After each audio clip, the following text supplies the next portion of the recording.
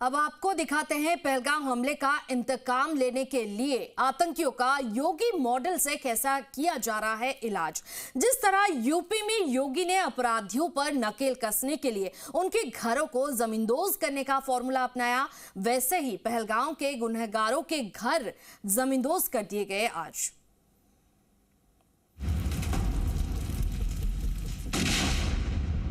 पहलगाम के गुनहगारों पर यह पहला प्रहार है।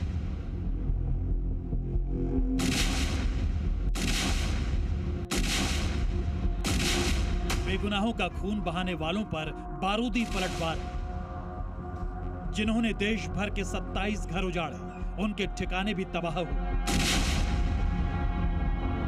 यह आतंक के खिलाफ यूपी का योगी मॉडल है।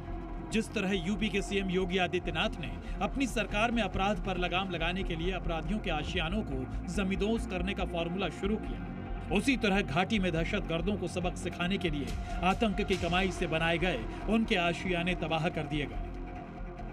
ये घर जो है ये आसिफ शेख का है। आसिफ शेख जिसका नाम जो बाइसरन में घातक हमला हुआ उसमें आया है कि हमलावरों में वो शामिल था और वो पहले ओवरग्राउंड वर्कर था और लश्कर के साथ काम करता था। आज एक बड़ी कार्रवाई करते हुए उसके घर को जो है यहाँ पर तलाशी अभियान जब चल रहा था तो एक संदिग्ध वस्तु जो पुलिस के मुताबिक मिली उसको उसके कारण ये नष्ट किया गया और इस पूरे घर को जो है नष्ट कर दिया गया है। ये तस्वीर देखिए, इसका नाम है आसिफ शेख। यह है साउथ कश्मीर के त्राल में बना आतंकी आसिफ शेख का घर। यहाँ एक जोरदार धमाका हुआ और पूरा घर तहस नहस हो गया।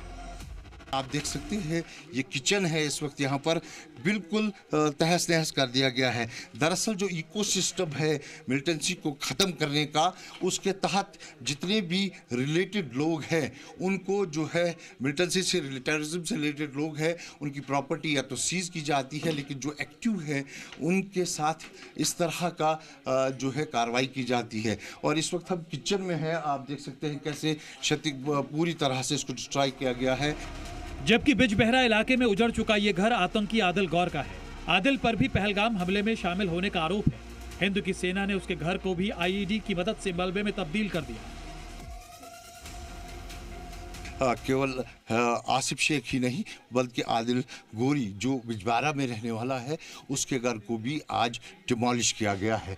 ये देखिए पूरी डिब्री है, इसको बिल्कुल तरह से जो है नष्ट कर दिया गया है। ग्राउंड जीरो से जी न्यूज़ आपको ये बता रहा है। इस तरफ आप देखिए और जो पुलिस का स्टेटमेंट है उसके मुताबिक एक ज़ोरदार विस्फोट यहाँ पर हुआ जब एक संदिग्ध वस्तु मिली और आग की बुंदे जो है यहाँ पर देखने को मिली और पूरी तरह से खिड़कियां स्लैब जो है इसको खत्म कर दिया गया है।